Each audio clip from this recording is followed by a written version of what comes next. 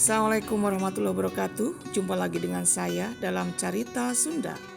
Cerita ini diambil dari buku saya sendiri yang berjudul Beja Keur Barudak. Kali ini saya akan membacakan cerita Diajar Ngaji. Let's listen up. Diajar ngaji. Di unggal lembur arang nu bisa jadi guru ngaji. Kusabab gitu aya sabagian rahayat lolobana can barisa ngaji. Barudak diajar ngaji teh aya nu kudu meuting di imah guruna. Aya oge anu balik ti peuting alias santri kalong. Biasana ngaji mimitina bada asar nepi ka sareupna nu ngajina di imah guruna. Aya oge nu mimitina tos magrib ngajina ti masjid. Guru ngaji biasana lalaki, tapi aya oge guru ngaji awewe geus tengah tuwuk. Siti, hayu urang ngaos. Zeuk nyililis ngagentraan babaturanana dilakukeun rek ngajak ngaji. Keheula sakedap abdi nuju ngadamel tutunjuk heula nu digerawan ngajawab.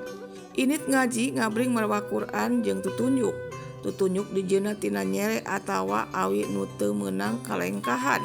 Ti ditu namah meureun da bakal dipake dina Quran kudu apik. Panjang namah kira-kira 15 nepi ka 20 cm.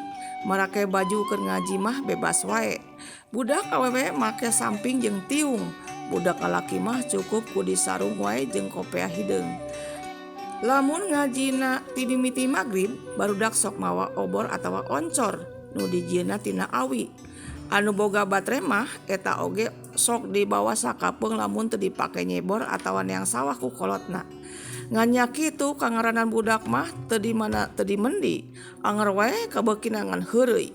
Kaperengan keur eueuh guruna mah tara beunang dicarek. Silih suntrung lulumpatan di jero masjid teh. Atuh blag big blug lalabuh. Pes wae pareum damar tawa cempor anu diajugan tea. Kahembos angin atawa ka kebut samping. Budak awewe mah cing jarerit sarieun. Maklum budak lalaki balangor sok ngagabrugan atawa nyabakan. Mimiti ngaji Quran tina alip-alipan.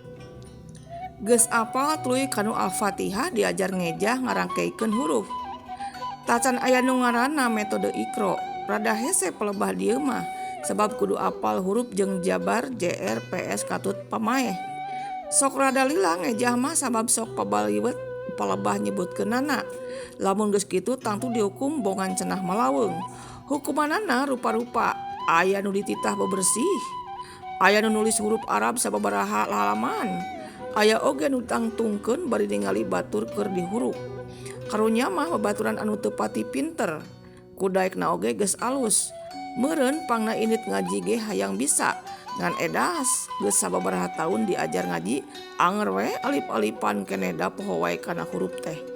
Guru ngaji nugas nini-nini tengah tubuh mah ngahuruf ngajina teh bari menekung wae ngadengikeun murid-muridna ngadares Quran.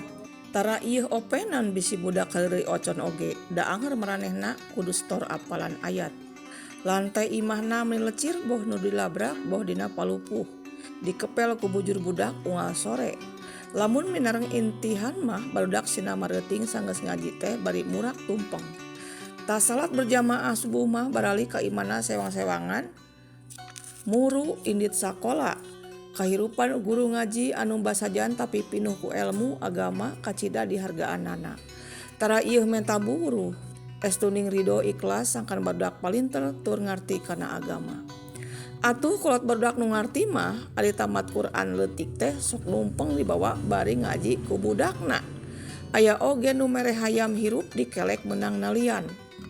Urang mah da moal merena naon, urang pangalakeun suluhnya karunya keun we regang oge ceuk si Uding harewos. Heuh atuh uing ngilu, isukan pan poe Minggu, tah urang langsung we bikeun tembal baturna. Karunya teu bogaeun suluh keur mirun seuneu guru ngaji teh.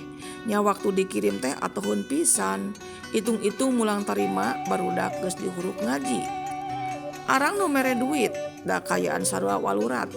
Paling cepet lamun keur patungan meuli minyak tanah supaya damar teu melempem.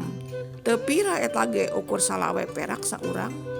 Diajar ilmu agama kacida pentingna kudu keur budak keneh ameh napel nepi ka kolot tur jadi kabiasaan nu timbul jadi pasipatan hade. Kolot ngaping ngajaring tur ngadidik budak sangkan jadi jelema bener.